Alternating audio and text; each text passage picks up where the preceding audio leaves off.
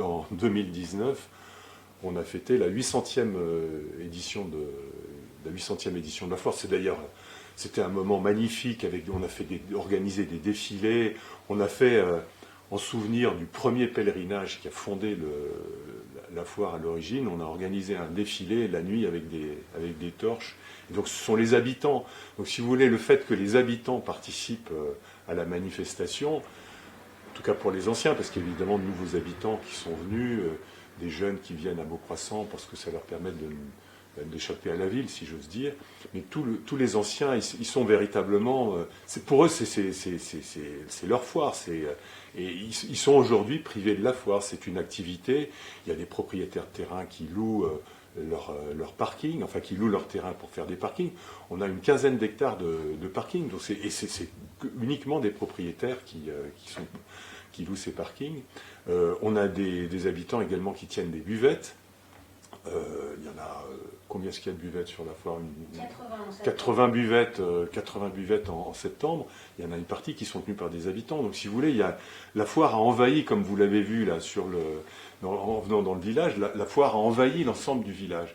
À tel point d'ailleurs qu'un certain nombre d'habitants plus nouvellement installés disent mais il n'y en a que pour la foire. C'est vrai. D'ailleurs, dans la nouvelle équipe municipale, notre projet, c'est de rééquilibrer les choses. Et le sujet principal de notre mandat, c'est d'installer la place du village. Parce que, comme je le dis souvent, il y a beaucoup de places à Beaucroissant, on voit, mais il n'y a pas de place encore. Et donc, notre projet, c'est d'organiser cette place. Pour rééquilibrer les choses, la foire, c'est 2 fois par an. Disons que les autres jours de l'année, il faut que les habitants puissent vivre également en dehors de la foire. Et là, du coup, on est à la 3e annulation de cette foire. C'est un coup dur pour la commune, je suppose. Alors oui, c'est bien sûr que c'est un coup dur pour la commune. C'est d'abord un coup dur pour les forains, pour les commerçants, pour les exposants. Il y en a certains nombre d'entre eux qui ne vivent que de marchés et de manifestations comme la nôtre, les commerçants itinérants. Aujourd'hui, ils vivotent, ces gens-là. Pour ceux qui n'ont pas mis la clé sous la porte, si j'ose dire, c'est un coup dur aussi pour la commune, c'est évident.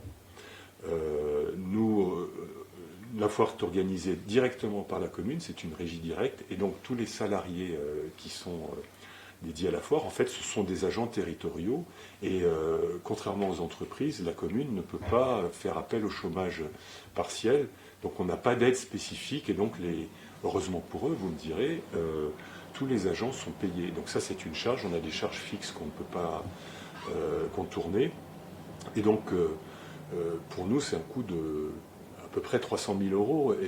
Et donc, forcément, l'annulation de la foire de printemps, ça va en rajouter là-dessus. Donc, on est dans la difficulté. Heureusement, par rapport à ça, le département a déjà, comment dirais-je, entendu notre demande et nous a soutenus.